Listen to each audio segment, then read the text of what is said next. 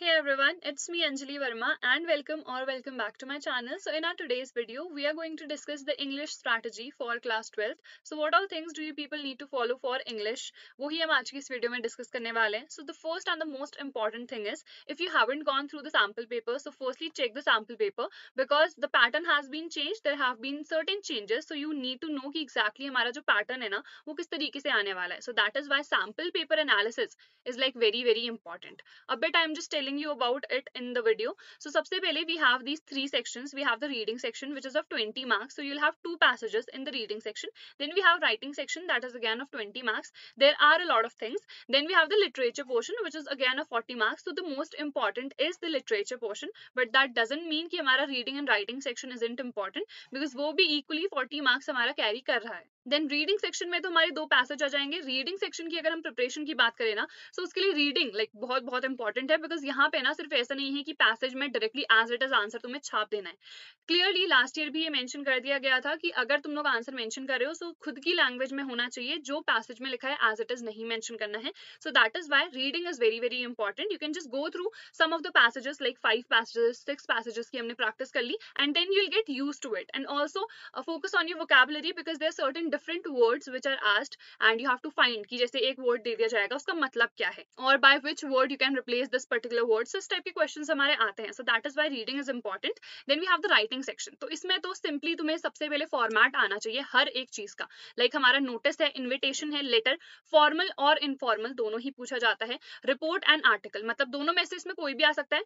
इन सब का ना सबसे पहले तुम लोग को क्या करना है, जो भी फॉर्मेट है वो तुम लोग को आ जाना चाहिए. एंड उसके बाद अगेन हर टाइप के क्वेश्चन दो या तीन तुम प्रैक्टिस कर सकते हो. जैसे नोटिस है तो 3 नोटिस मैंने प्रैक्टिस कर लिए कि how I need to write. तो वहां से ना तुम लोग को खुद ही पता चल जाएगा कि किस तरीके से हमको लिखना है. ठीक है. देन इसके साथ साथ ना मैं एक बहुत ही अमेजिंग ऑफर के बारे में तुम लोग को आज की इस वीडियो में बताने वाली हूँ कि क्लास 6 से 12 तक का जो अनअकैडमी का सब्सक्रिप्शन है ना, उसमें अभी ऑफर चल रहा है कि तुम लोग को 45% तक का इजिली ऑफ मिल सकता है by using my code which is ANV10. So initially कई लोग को मेरा कोड ANJV10 की तरह याद होगा, ठीक है, but that code isn't working now. So you can use this code ANV10. तो यहाँ पे से तुम लोग को जो 45% तक का डिस्काउंट है वो तुम्हें इजिली मिल जाएगा. सो जिन्हें नहीं पता है ना, अनअकैडमी के 2 सब्सक्रिप्शन होते हैं, एक होता है प्लस और दूसरा होता है आइकॉनिक सब्सक्रिप्शन. सो प्लस में हमें बहुत सारे बेनिफिट्स मिलते हैं. लाइक जितने भी हमारे पास टॉप एजुकेटर्स होते हैं अनअकैडमी के, उनके बैचेस में हम लोग एनरोल कर सकते हैं. इसके साथ साथ जो भी हमारे बैचेस है ना, ऐसा नहीं है कि मैंने एक बैच में एनरोल कर लिया है so I can not enrol in the other batch. जितने बैचेस हैं उनमें तुम इजिली एनरोल कर सकते हो. You can study from multiple educators. जो भी नोट्स PDF वगैरह होती है सब कुछ तुम्हें अवेलेबल कराया जाता है. आइकॉनिक के भी बहुत बेनिफिट्स हैं एंड इसमें जितने प्लस के फीचर्स है ना वो सारे तुम लोग को आइकॉनिक में मिलते हैं. बट एक मोस्ट इंपॉर्टेंट फीचर हमें आइकॉनिक में मिलता है पर्सनल मेंटोरशिप का, पर्सनल गाइडेंस का. सो विच एवर यू फील कि यार ये मेरे लिए कन्वीनियंट रहेगा, तुम वो परचेस कर सकते हो. The price is clearly this. तो ये हमारे पास हम जो पे कर रहे होंगे एंड इतना अमाउंट हम लाइक 45% तक का सेव करने वाले हैं. सो अभी ये ऑफर जो है 22 नवंबर से स्टार्ट हो चुका है, बट ये कब खत्म हो जाए किसी को नहीं पता. सो इसीलिए अगर कोई भी प्लान कर रहा है तो अभी ही परचेस कर लेना. कोड मेरा ये है. एंड इससे रिलेटेड अगर तुम्हें कोई भी डाउट है you can leave it in the comment section below, या फिर तुम लोग डिस्कशन ग्रुप में ज्वाइन हो सकते हो टेलीग्राम पे. वहां पे you can easily ask any doubt. ठीक है. अब हम मेनली क्या डिस्कस कर रहे थे कि अगर हमारा राइटिंग सेक्शन है तो उसमें हमने डिस्कस कर लिया कि सबसे पहले तो हमें फॉर्मेट डेफिनेटली आना चाहिए.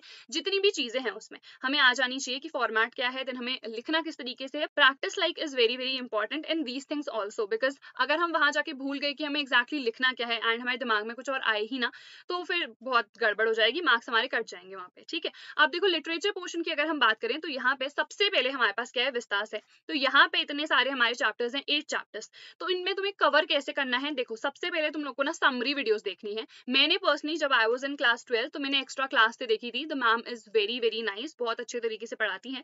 बट अभी तुम लोग को बहुत सारी समरी वीडियोस मिल जाएंगी. So you can prefer any channel. ऐसा नहीं है कि इसी चैनल को प्रेफर करना है, बस एक मैं पर्सनल रिकमेंडेशन दे रही हूँ बिकॉज मैंने उनसे पढ़ा था. बाकी बहुत सारे चैनल्स हैं लाइक सिमरन सानी दी भी पढ़ाती हैं. वी ऑल्सो हैव अपनी कक्षा पे बहुत अच्छे लेक्चर्स हैं. सो बहुत सारे चैनल्स तुम लोग को मिल जाएंगे. ठीक है.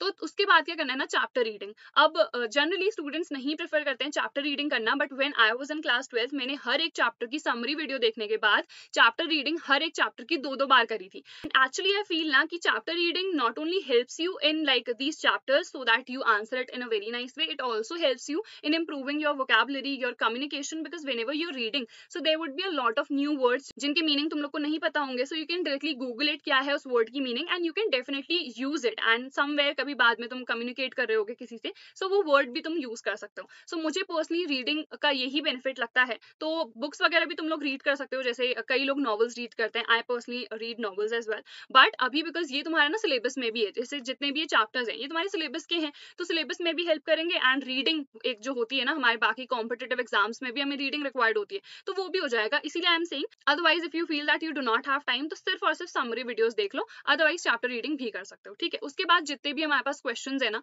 लाइक जो तुम्हारी बुक है उसके पीछे कुछ क्वेश्चंस गिवन है, वो बहुत इंपॉर्टेंट होते हैं। कई बार कई बोर्ड्स में ना same as it is question उठा के दे दिया जाता है, तो इसीलिए क्वेश्चंस डेफिनेटली हमको प्रैक्टिस करने हैं, जितने भी क्वेश्चंस होंगे। You do not have to write each and everything, but you should have a basic idea about how to write the answers. Like how I used to write the answers was, firstly I put the introduction, whatever has to be mentioned in that particular answer, then the topic जो भी हम जिसके बारे में भी explain करने वाले हैं, and at last the conclusion, ठीक है। So like this you can also divide, otherwise you can just write a paragraph as well, ऐसा कुछ इंपॉर्टेंट होता नहीं है। This I use to follow in the lengthy questions, because हमारे उसमें 10 marks का एक क्वेश्चन होता था, तो वहां पे I use to use this. Then उसके बाद जैसे हमारे पास फ्लेमिंगो है, तो उसमें ये सारे हमारे पास चैप्टर्स हैं, the same thing you have to follow for these chapters also. And if you talk about the poems के लिए what I use to do was कि मैंने सबसे पहले पोएम्स का जो एक्सप्लेनेशन है वो देख लिया, एक्सप्लेनेशन वीडियोस अगेन मैं एक्स्ट्रा क्लास से ही देखती थी, तो वहां पे जो भी एक्सप्लेनेशन है वो कंप्लीट मैंने देख लिया। एंड उसके बाद what I use to do was कि जो भी एक्सप्लेन कर रहे हैं ना, मैं एक डायरी में अलग से लिख लेती थी, या अगर कोई इजी सी पोएम है या जिसमें सिर्फ एक दो चीजें ही एक्सप्लेन करनी है, वो मैं बुक में ही लिख देती थी,